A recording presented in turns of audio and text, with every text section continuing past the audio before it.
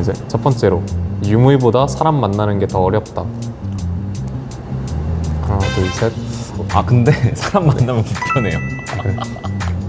그 직장인들은 서로 안 마주치는 게 좋습니다. 그러니까 제가 외향이긴 한데 네. 이게 막 이제 윗분들, 뭐 부장님 죄송합니다. 안녕하세요. 타임캡슐 조민성입니다. 오늘은 국립세계문자박물관 하계선님과 본격 인터뷰를 해보도록 하겠습니다. 그러면 간단한 자기소개 한번 부탁드려도 될까요? 네, 안녕하세요. 국립세계문자박물관 자료관리부에서 학예연구사로 일하고 있는 신민철이라고 합니다. 그러면 이제 먼저 첫 번째 질문으로 이제 네. 이 직무를 혹시 처음 알게 된 계기가 어떤 건지.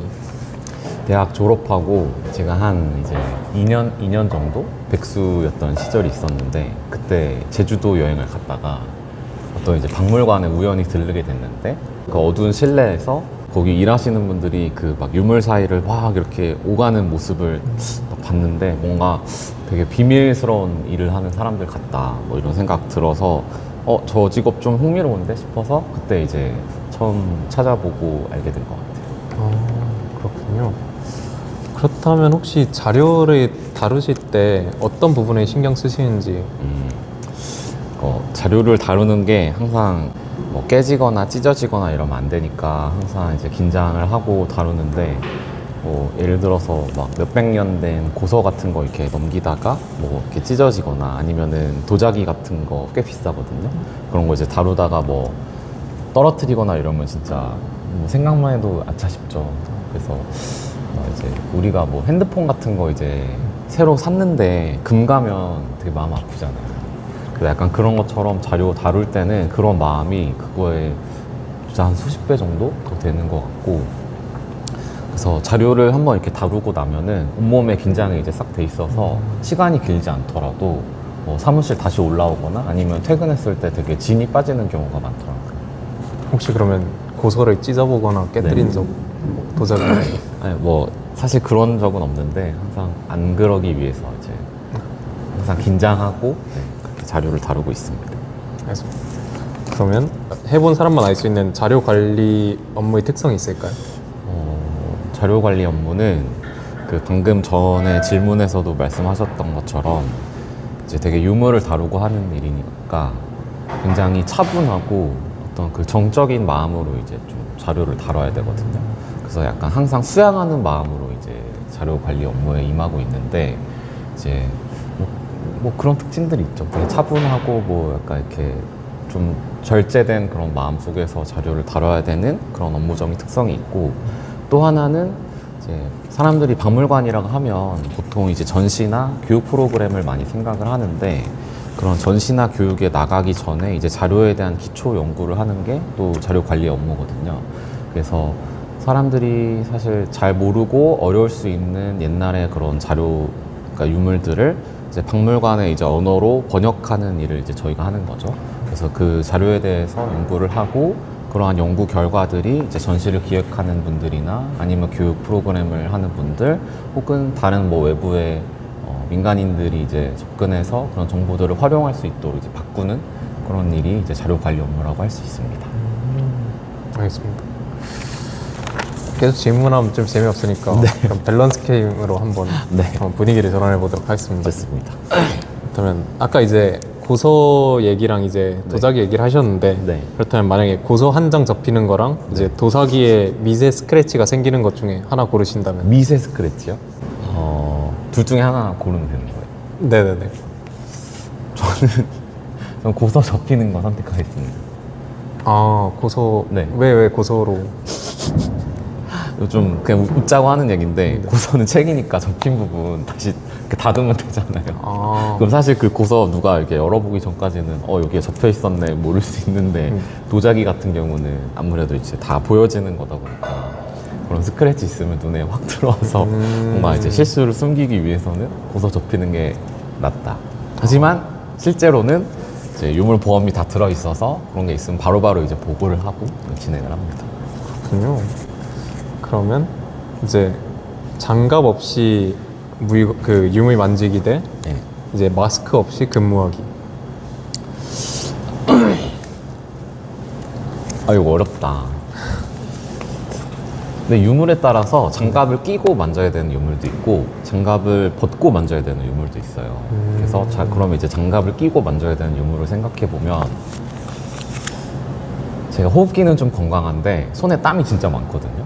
막 지금 이렇게만 해도 여기 지금 겨울이라서 여기 막 습기 갑자기 이렇게 생길 정도로 땀이 많아서 저는 장갑을 끼겠습니다. 네, 알겠습니다. 그럼 마지막으로 이제 야근 3시간 하기 대 유물 상태 점검 3번 더하기. 네, 그 3시간 하겠습니다. 야간 3시간. 왜냐면 유물 상태 점검하는데 시간이 더 걸려요. 아, 네. 보통 얼마나 걸려? 그러니까 유물 수량에 따라 다르고 어떤 유물을 볼 건지에 따라 또 다른데 이제 정기적으로 이제 그 유물 전수조사라는 걸 하거든요. 그래서 전수조사를 해서 수장고 안에 있는 유물들이 컨디션이 잘 보존이 되어 있는지 혹시 문제는 없는지 이런 것들을 확인하는 작업을 하는데 그 작업이 상당히 고됩니다. 네, 그리고 이제 보통 할 때도 뭐 하루 안에 끝나는 게 아니라 이제 긴 기간 뭐 몇 주 이런 식으로 장기적으로 이제 진행하는 작업이라서 3시간 야근하고 딱 끝나면 더 좋을 것 같네요. 아, 그러면 이제 다음 인터뷰 질문으로 다시 넘어가겠습니다. 이제 하루 일과 중에 가장 좋아하시는 순간이 혹시 언제인지 알 수 있을까요? 그 모든 직장인들이 다 똑같을 것 같은데 역시 퇴근할 때 퇴근할 때 제일 신나고요. 근데 그거 아세요? 학예사라는 직업이 항상 그 직업 만족도 조사를 하면 항상 늘 상위권에 있거든요. 근데 그럼에도 불구하고 퇴근할 때가 제일 신난다. 역시 직장인은 퇴근할 때. 네. 그러면 자료를 디지털화도 하신다고 들었는데 혹시 자료를 디지털화할 때 어려우시거나 중요한 점이 있을까요? 이제 요즘은 시대가 더 이렇게 빠르게 변하면서 자료 디지털화가 박물관에서도 굉장히 중요한 이슈거든요.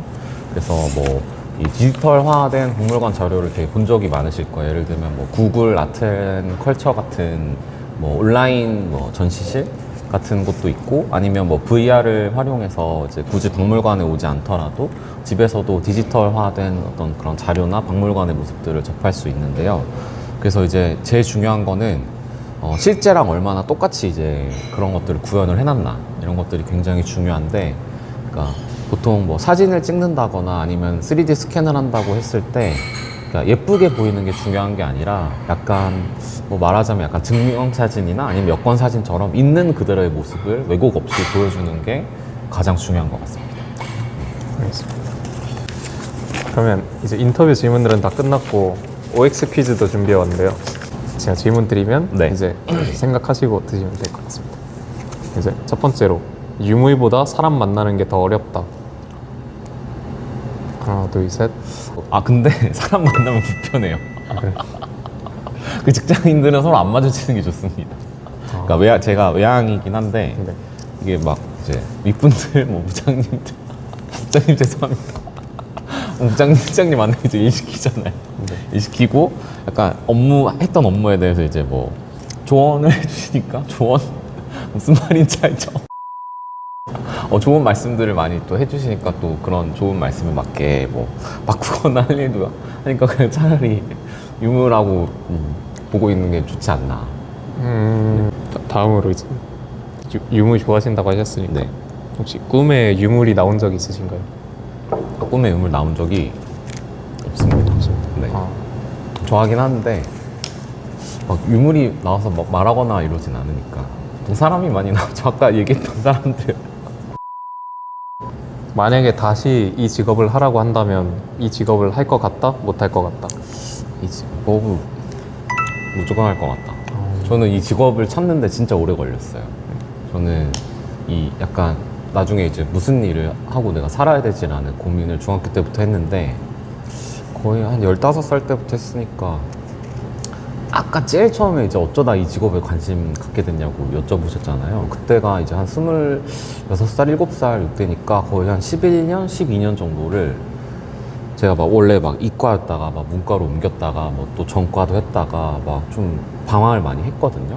그래서 이 직업을 찾는데 굉장히 오래 걸렸고, 그래서 저는 다시 직업을 선택하라고 해도 이 직업을 하고 싶은 마음이 한 80%? 80%? 네, 한 20%는 이제 유튜브 같은 거 먹방 이런 걸 좀 해볼까. 그러면 마무리 한마디 부탁드리겠습니다. 마무리 한마디.